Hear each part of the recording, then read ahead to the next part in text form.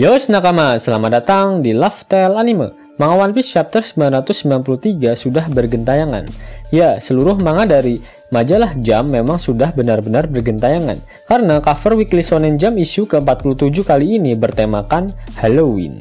Manga One Piece chapter 993 masih menceritakan cover story dari keluarga berencana milik Capone Gang Biji. Akhirnya Lola mendapatkan tambatan hatinya, yang secara sukarela dan legowo menjadi suaminya. Ya, siapa lagi jika bukan Goti, yang telah membebaskannya dari angkatan laut. Selamat berbahagia untuk Lola dan Goti. Semoga menjadi keluarga yang sakinah, mawadah, warohmah.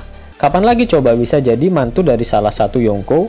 Benar-benar anjayani sekali. Manga One Piece chapter 993 mendapatkan judul Wano Kuni's Dream, atau mimpi dari negara Wano Kuni. Panel diawali dengan memperlihatkan kondisi di ibu kota bunga. Seluruh warga Wano Kuni terlihat sangat gembira memperingati festival api. Namun dalam hati kecil mereka, warga Wano Kuni masih sangat takut dengan perbuatan tidak senonoh dari Shogun ganteng si Pakboy Orochi. Festival api merupakan hari di mana si Shogun tampan dan seluruh anak buahnya tidak berada di ibu kota bunga. Terlihat Minamoto-san, si bos tukang kayu, dan kakek Sugiono yang merupakan salah satu korban speak iblisnya Komurasaki. Warga Wano Kuni sangat menikmati festival api setiap tahunnya, karena hanya hari ini saja mereka bisa menikmati oplosan dari tuak cap orang tua, lalu air mineral bersih yang ada manis-manisnya, serta udara segar karena pabrik senjata milik Orochi yang sedang tidak beroperasi. Lalu ada panel yang menarik, di mana memperlihatkan para warga sedang menari di hadapan patung yang jika dilihat, mirip dengan pose Kozuki Oden saat ingin dieksekusi mati. Selain itu, pose patung tersebut mirip dengan Gear 4 milik Luffy. Apakah patung ini merepresentasikan Myuo yang pernah dikatakan oleh Bos Hyogoro pada manga One Piece chapter 950 lalu? Sambil tersenyum, warga Wano Kuni membicarakan mimpi mereka dan berandai-andai jika saat ini Kozuki Oden dan para samurai Akazae 9 yang merupakan pengikut setia Oden sedang meneposkan bokong Kaido dan Orochi di Onigashima.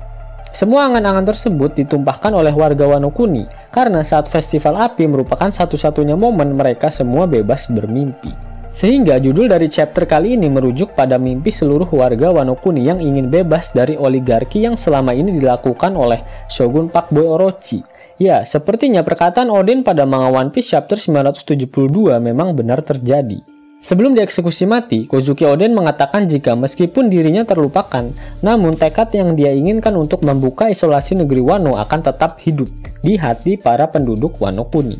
Shin kemudian kembali berpindah ke Onigashima. Pertarungan antara Kroco masih terus berlanjut, namun para Kroco Kaido mulai lari ketakutan sambil berteriak, jangan sampai terkena serangannya. Yap, apa yang ditakutkan oleh Kroconya Kaido adalah segerombolan setan bertanduk dengan es menyelimuti seluruh badan mereka, yang sedang menyerang secara membabi buta. Zoro sangat terkejut melihat para setan tersebut, dan Drake menjelaskan jika semua ini adalah ulah Queen, yang menggunakan peluru wabah untuk menembaki mereka. Para monster es itu mulai menggigiti orang-orang yang ada di sekitarnya, di mana orang yang tergigit langsung ikut terinfeksi mulai diselimuti dengan es, dan muncul tanduk di kepala mereka. Terlihat Robin dan Chopper sangat kaget saat melihat wabah setan tersebut dapat menular. Akhirnya si biang kerok muncul juga, yaitu Queen the Plague. Dia menjelaskan peluru apa yang sedari tadi dia gunakan untuk menembak. Peluru itu dinamakan Excite Bullet Ice Demon, alias peluru perangsang birahi iblis es. Queen mengatakan jika peluru tersebut adalah penemuan terhebatnya. Sebelumnya kita juga pernah melihat peluru wabah milik Queen yang digunakan oleh Daifugo di penjara Udon, yaitu peluru Mami. Sudah dapat dipastikan jika peluru-peluru tersebut bukan ciptaan dari Caesar Clown, karena Queen mengklaim jika peluru tersebut adalah buatannya. Namun, peluru Ice Ogre yang dibuat oleh Queen ini memiliki penampakan yang mirip dengan raksasa purba Ors, yang sempat menjadi proyek penelitian gigantifikasi oleh Dr. Vegapunk, yang melahirkan produk gagal yaitu Boyband Numbers. Apakah ini semakin membuktikan jika Queen merupakan salah satu ilmuwan yang pernah magang di Punk Hazard dan pernah menjadi bawahan Dr. Vegapunk sama seperti Caesar Clown? Mimin sudah pernah membuatkan teori mengenai King dan Queen yang berasal dari Punk Hazard, dan bersama Kaido membuat bajak laut kebun binatangnya. Linknya ada di pojok kanan atas ya nakama. Selain itu, Queen memerintahkan anak buahnya untuk menutup seluruh akses pintu masuk ke area gedung yang lain, karena Queen tak ingin setan-setannya kesetanan, dan malah menyerang anak buah Kaido yang berada di area lainnya.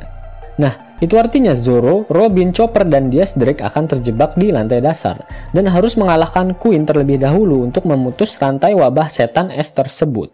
Sehingga kemungkinan besar Zoro akan melawan Queen dan bisa saja akan dibantu oleh Diaz Drake karena Queen saat ini sedang kesal atas pengkhianatannya yang merusak keintiman mereka berdua.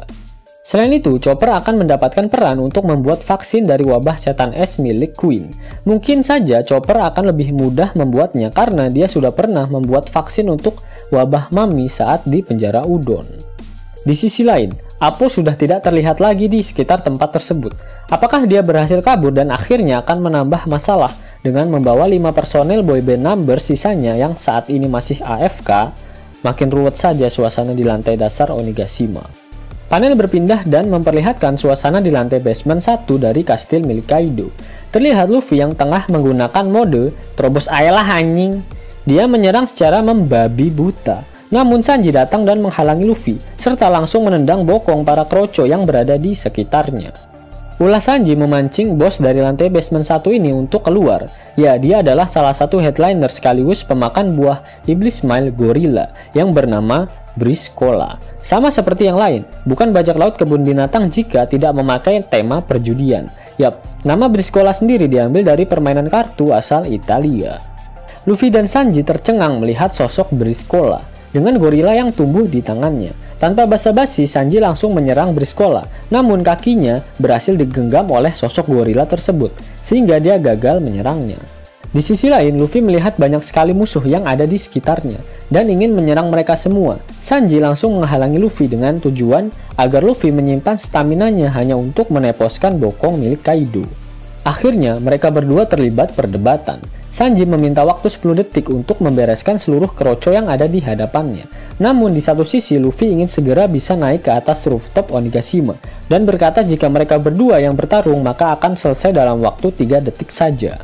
Namun tiba-tiba seluruh kroco yang ada di hadapannya sudah dilibas dalam sekali pukulan oleh Jinbe.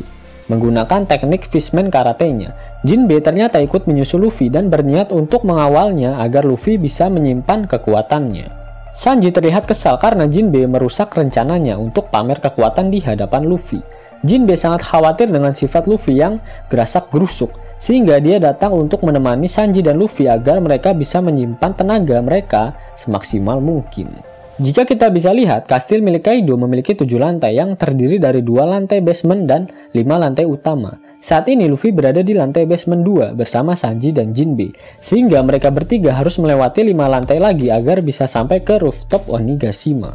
Pasti di setiap lantainya akan ada banyak musuh, terutama para headliner pemakan buah iblis Smile. Dan pada manga One Piece chapter 992, terlihat Black Maria masih berada di dalam kastil. Ya, bisa dipastikan Jinbe akan melawan Black Maria, karena Sanji tidak akan mampu melawan seorang wanita, dan endingnya bakalan sangat mengencrotkan untuk Sanji. Nah, selain Black Maria, di lantai paling atas masih ada King dan Bao Huang. Ini artinya Sanji akan mendapat bagian untuk menghabisi King, dan melanjutkan pertarungan mereka yang sempat tertunda. Dan inilah saatnya Sanji membuktikan jika kekuatan Kongguan Red Suit-nya tidaklah kaleng-kaleng. Apakah Oda Sensei sudah mengganti komposisi trio monster bajak laut topi jerami? Predikat trio monster diberikan kepada 3 pemilik bounty tertinggi di bajak laut topi jerami, di mana sebelum Jinbe bergabung, bounty tertinggi adalah Luffy, Sanji, dan Zoro.